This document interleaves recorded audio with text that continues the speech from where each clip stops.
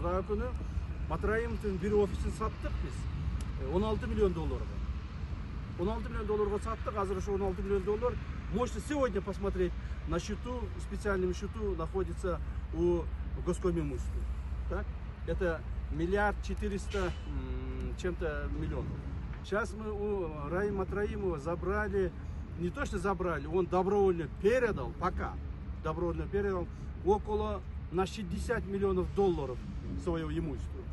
Но я думаю, по моим расчетам, по нашим расчетам, которые мы сейчас работаем, с ним уже долго мы работаем, где-то с него мы должны забрать его имущество, перечень, который у нас имеется, через судебные органы, через добровольные передачи, где-то приблизительно около 200 миллионов долларов мы должны у него забрать.